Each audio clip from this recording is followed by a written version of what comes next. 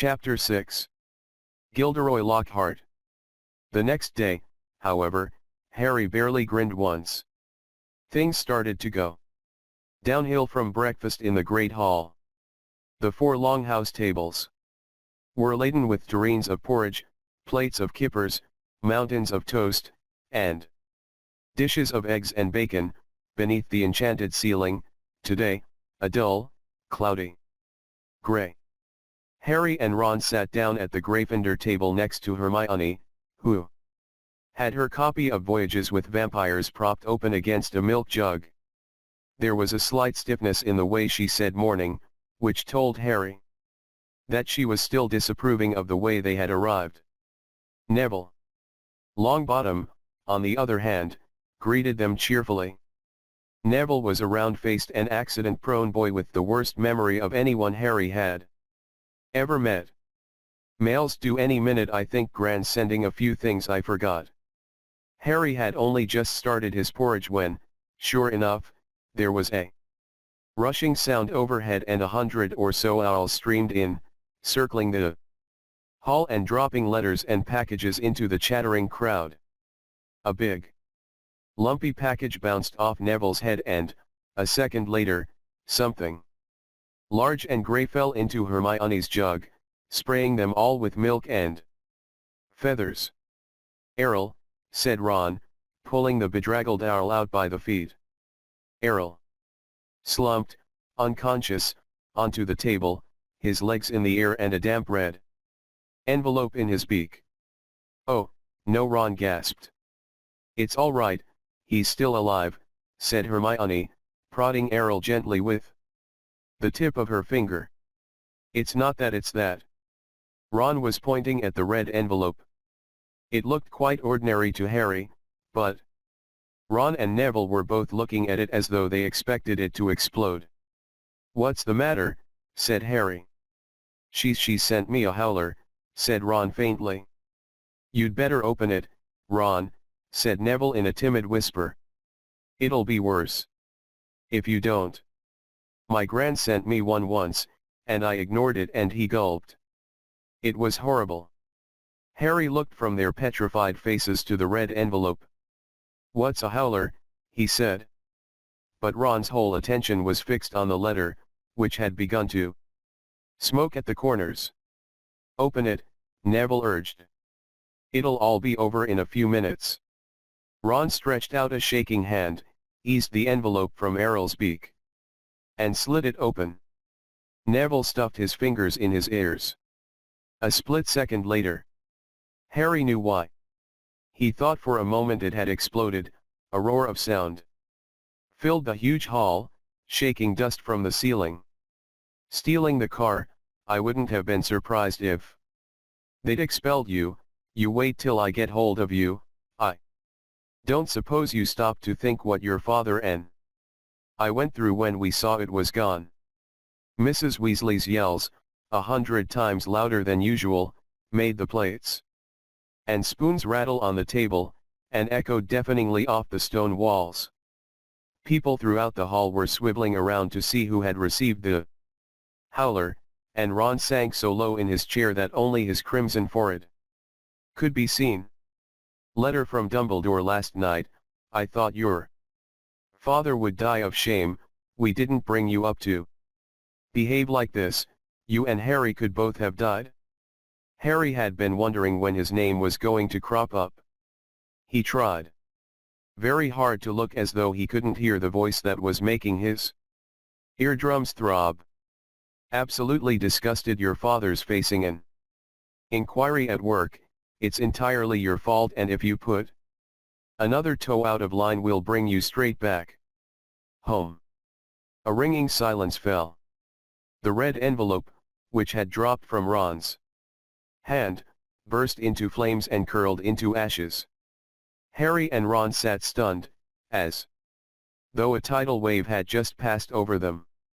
A few people laughed and gradually, a babble of talk broke out again.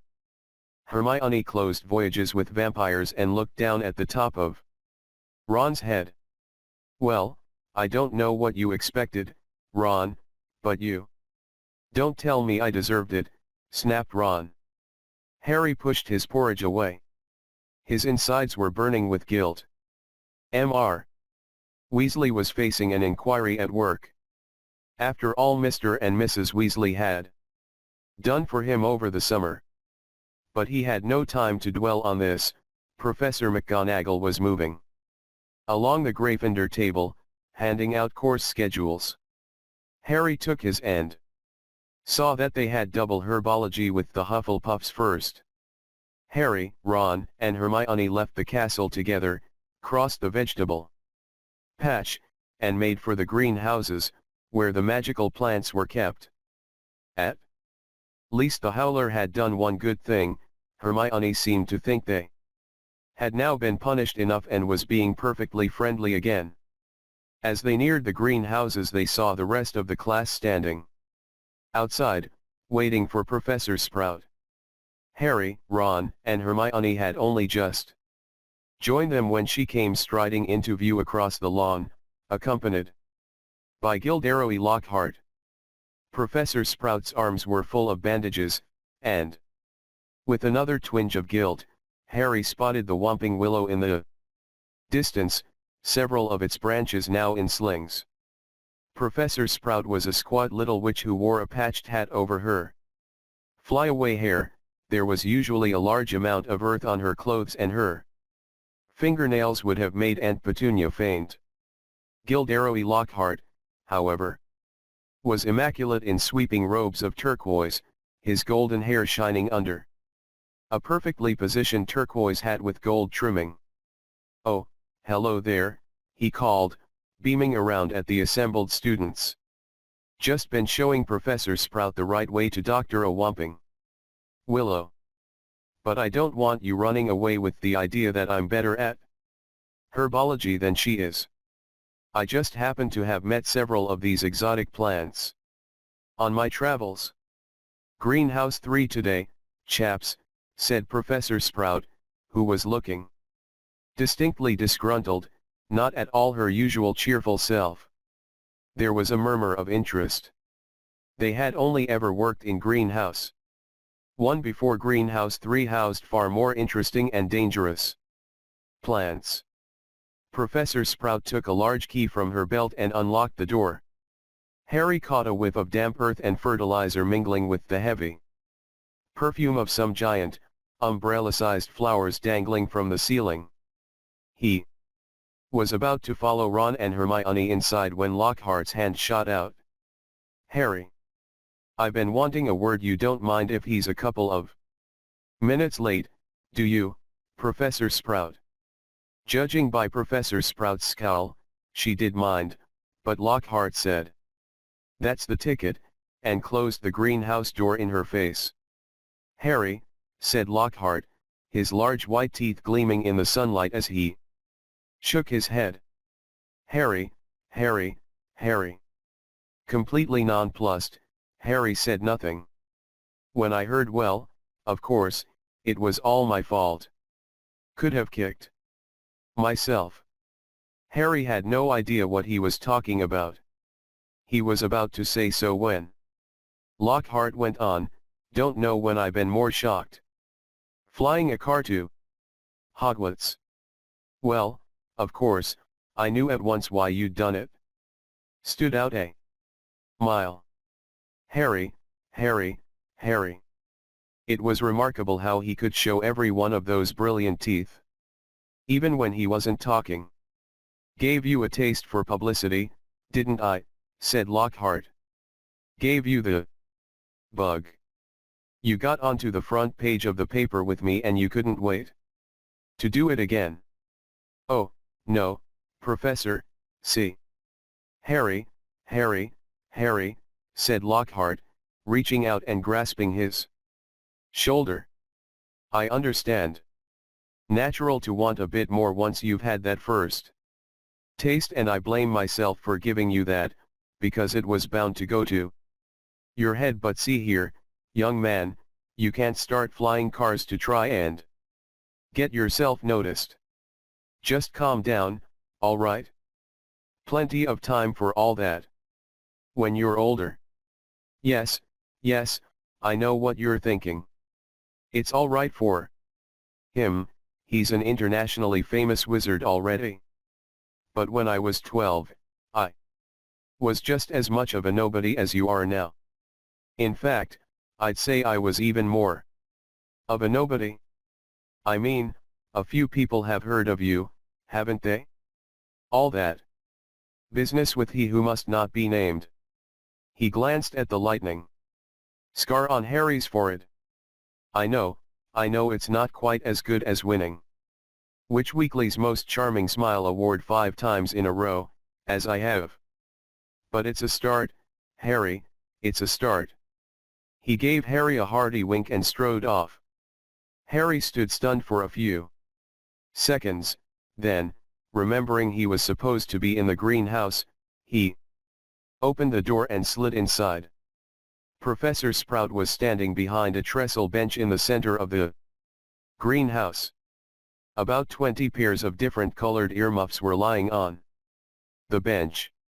When Harry had taken his place between Ron and Hermione, she said, "We'll be repotting mandrakes today. Now, who can tell me the properties of the mandrake?" To nobody's surprise, Hermione's hand was first into the air. "Mandrake, or mandragora, is a powerful restorative," said Hermione, sounding as usual as though she had swallowed the textbook. "It is used to return people who have been transfigured or cursed to their original state." "Excellent. 10 points to Gryffindor," said Professor Sprout. "The mandrake forms an essential part of most antidotes. It is also, however, dangerous. Who can tell me why?"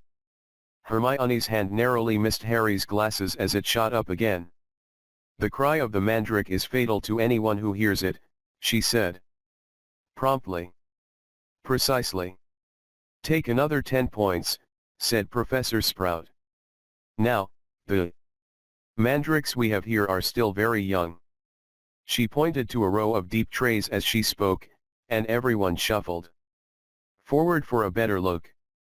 100 or so tufty little plants, purplish-green in color, were growing there in rows. They looked quite unremarkable to Harry, who didn't have the slightest idea what Hermione meant by the cry of the mandrake. "Everyone take a pair of earmuffs," said Professor Sprout. There was a scramble as everyone tried to seize a pair that wasn't pink and fluffy. "When I tell you to put them on, make sure your ears are completely covered," said Professor Sprout. "When it is safe to remove them, I will give you the thumbs up. Right earmuffs on." Harry snapped the earmuffs over his ears. They shut out sound completely.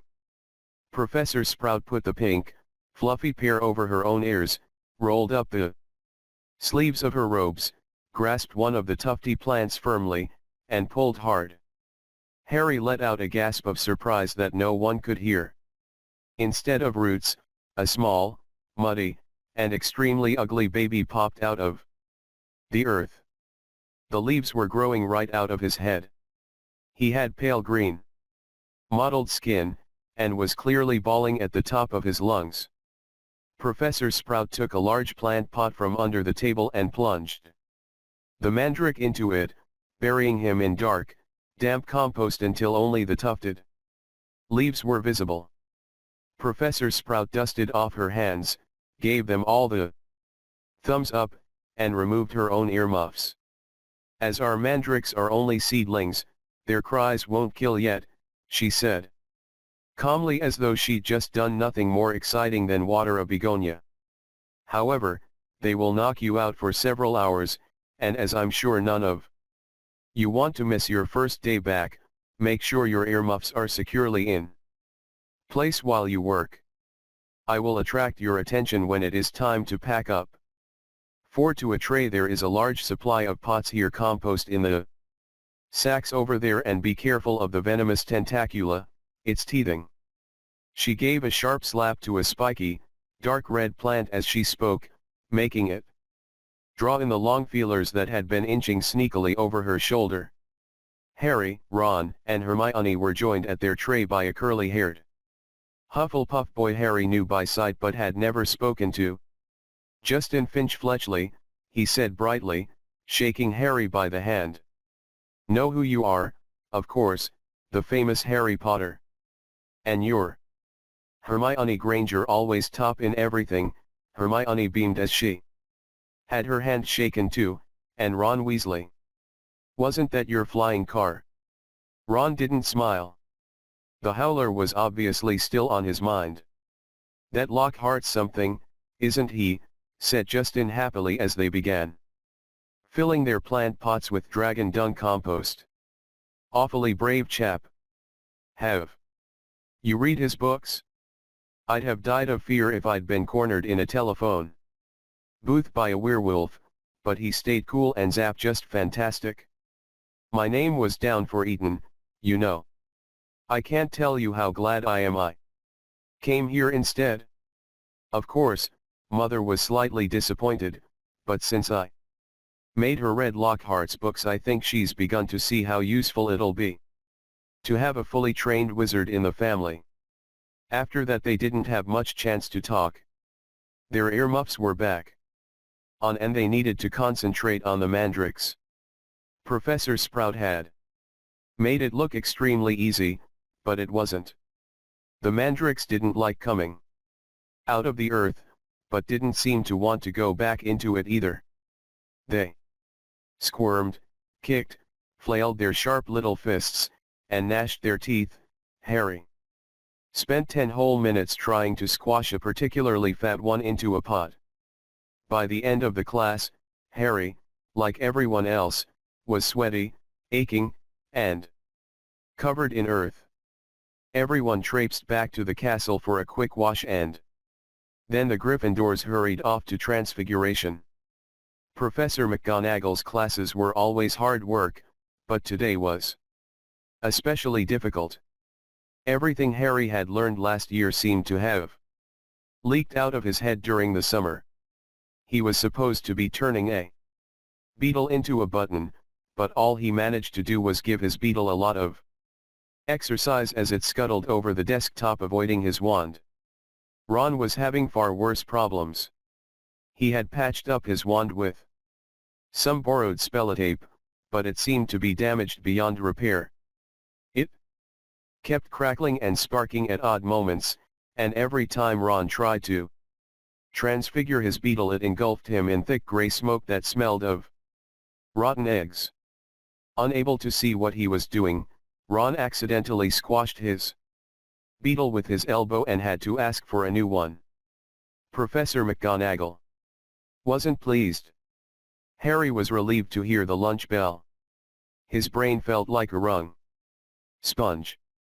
Everyone filed out of the classroom except him and Ron, who was whacking his wand furiously on the desk. Stupid useless thing. Right home for another one, Harry suggested as the wand let off a volley of bangs like a firecracker. Oh, yeah, and get another howler back, said Ron, stuffing the now hissing wand into his bag. It's your own fault your wand got snapped. They went down to lunch, where Ron's mood was not improved by Hermione's showing them the handful of perfect coat buttons she had produced in Transfiguration. What VE we got this afternoon, said Harry, hastily changing the subject. Defense against the dark arts, said Hermione at once. Why, demanded Ron, seizing her schedule, have you outlined all Lockhart's lessons in Little Hearts? Hermione snatched the schedule back, blushing furiously. They finished lunch and went outside into the overcast courtyard. Hermione sat down on a stone step and buried her nose in Voyages with Vampires again. Harry and Ron stood talking about Quidditch for several minutes before Harry became aware that he was being closely watched. Looking up, he saw the very small, mousy-haired boy he'd seen trying on the sorting hat last night staring at Harry as though transfixed. He was clutching what looked like an ordinary Muggle camera, and the moment Harry looked at him, he went bright red. All right, Harry. I'm Colin Creevey, he said breathlessly, taking a tentative step forward. I'm in Gryffindor, too. Do you think would it be all right if can I have a picture, he said, raising the camera hopefully. A picture? Harry repeated blankly. So I can prove I've met you, said Colin Creevey eagerly, edging further forward. I know all about you. Everyone's told me about how you survived. When you know who tried to kill you and how he disappeared and everything and how you've still got a lightning scar on your forehead. His eyes raked Harry's hairline, and a boy in my dormitory said if I develop the film in the right potion, the pictures LL move. Colin drew a great shuddering breath of excitement and said, it's amazing here, isn't it? I never knew all the odd stuff I could do was magic till I got the letter from Hogwarts. My dad's a milkman, he couldn't believe it either. So I'm taking loads of pictures to send home to him. And it'd be really good if I had one of you, he looked imploringly at Harry. Maybe your friend could take it and I could stand next to you. And then, could you sign it? Signed photos? You're giving out signed photos, Potter. Loud and scathing, Draco Malfoy's voice echoed around the courtyard. He had stopped right behind Colin, flanked, as he always was at Hogwarts, by his large and thuggish cronies, Crabbe and Goyle. Everyone line up. Malfoy roared to the crowd. Harry Potter's giving out signed photos. No, I'm not, said Harry angrily, his fists clenching. Shut up, Malfoy. You're just jealous, piped up Colin, whose entire body was about as thick as Crabbe's neck. Jealous, said Malfoy, who didn't need to shout anymore, half the courtyard was listening in. Of what? I don't want a foul scar right across my head, thanks. I don't think getting your head cut open makes you that special. Myself. Crabbe and Goyle were sniggering stupidly. Eat slugs, Malfoy, said Ron angrily. Crabbe stopped laughing and started rubbing his knuckles in a menacing way. Be careful, Weasley, sneered Malfoy. You don't want to start any trouble or your mummy'll have to come and take you away from school. He put on a shrill, piercing voice. If you put another toe out of line. A knot of Slytherin fifth years nearby laughed loudly at this. Weasley would like a signed photo, Potter, smirked Malfoy. It'd be worth more than his family's whole house. Ron whipped out his spellotaped wand, but Hermione shut voyages with vampires with a snap and whispered, look out. What's all this, what's all this? Gilderoy Lockhart was striding toward them, his turquoise robe swirling behind him.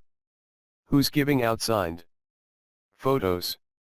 Harry started to speak, but he was cut short as Lockhart flung an arm around his shoulders and thundered jovially, shouldn't have asked. We meet again, Harry.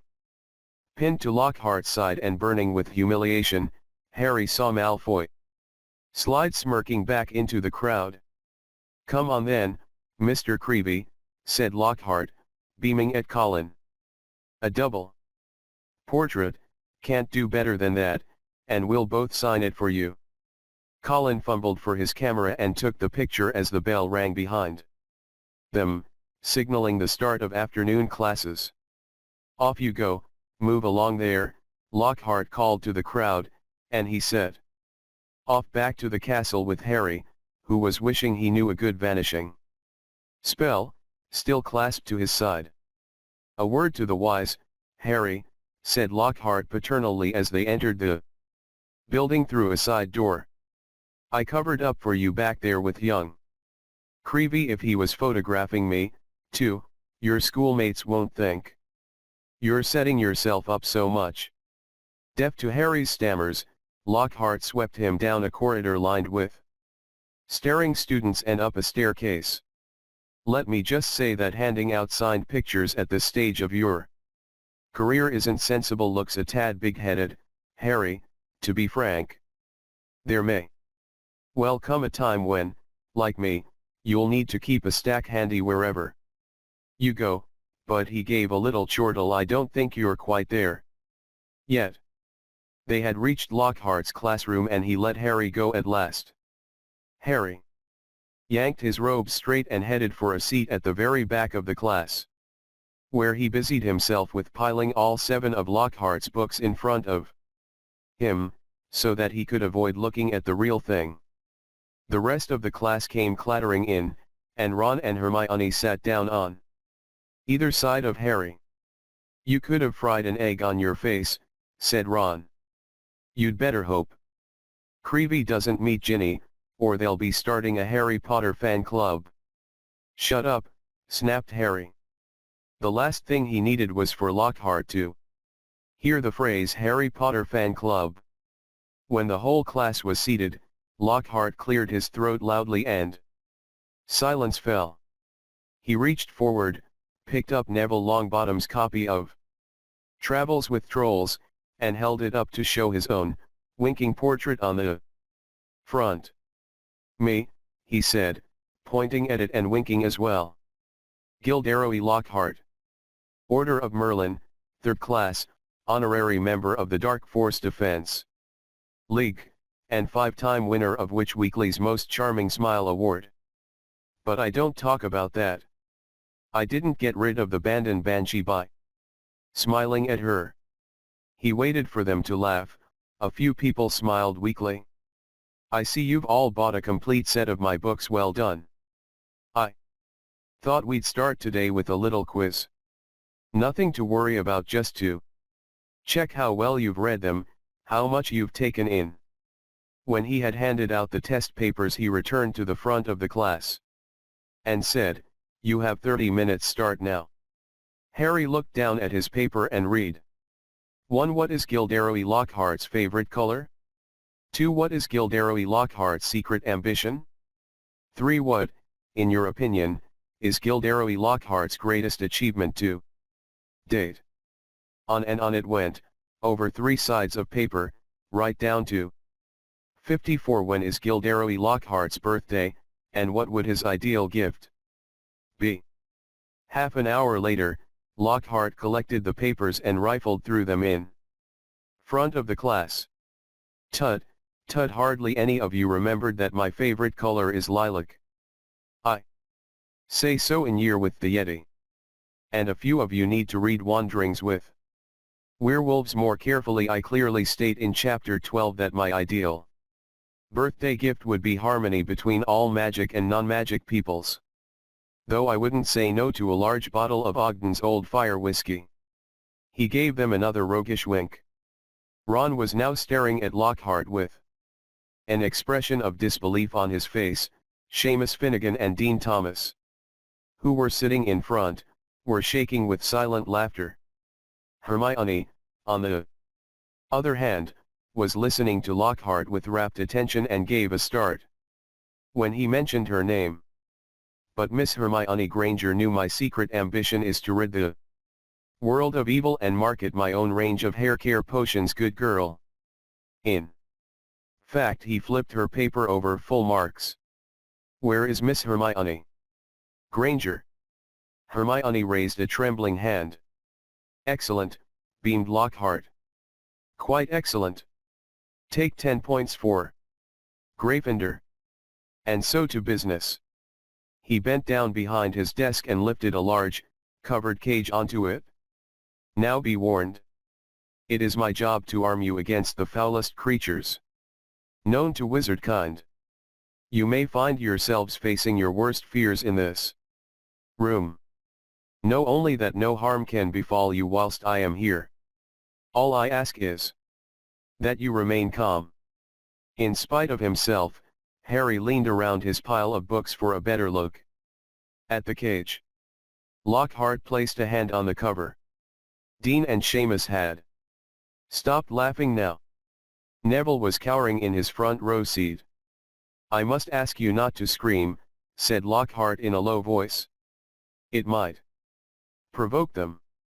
As the whole class held its breath, Lockhart whipped off the cover. Yes, he said dramatically. Freshly caught Cornish pixies. Seamus Finnegan couldn't control himself. He let out a snort of laughter that even Lockhart couldn't mistake for a scream of terror. Yes. He smiled at Seamus. Well, they're not very dangerous, are they? Seamus choked. Don't be so sure, said Lockhart, waggling a finger annoyingly at Seamus. Devilish tricky little blighters they can be. The pixies were electric blue and about 8 inches high, with pointed faces and voices so shrill it was like listening to a lot of budgies arguing. The moment the cover had been removed, they had started jabbering and rocketing around, rattling the bars and making bizarre faces at the people nearest them. Right, then, Lockhart said loudly. Let's see what you make of them. And he opened the cage. It was pandemonium. The pixies shot in every direction like rockets. 2 of them seized Neville by the ears and lifted him into the air.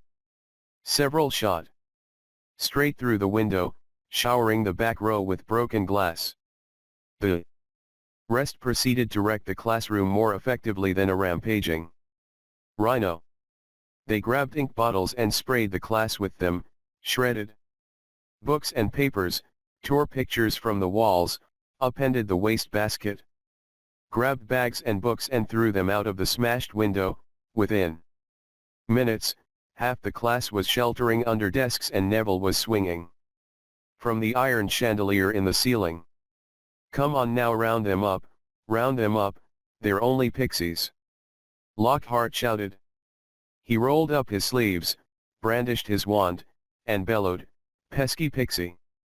Pester me. It had absolutely no effect. One of the pixies seized his wand and threw it out of the window, too. Lockhart gulped and dived under his own desk, narrowly avoiding being squashed by Neville, who fell a second later as the chandelier gave way. The bell rang and there was a mad rush toward the exit.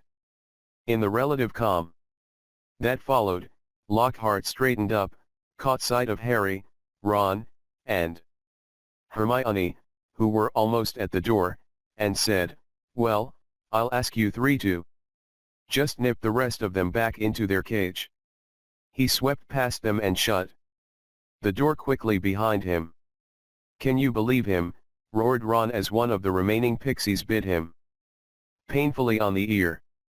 He just wants to give us some hands-on experience, said Hermione, immobilizing 2 pixies at once with a clever freezing charm and stuffing them back into their cage. Hands-on, said Harry, who was trying to grab a pixie dancing out of reach with its tongue out. Hermione, he didn't have a clue what he was doing. Rubbish, said Hermione. You've read his books, look at all those amazing things he's done. He says he's done, Ron muttered.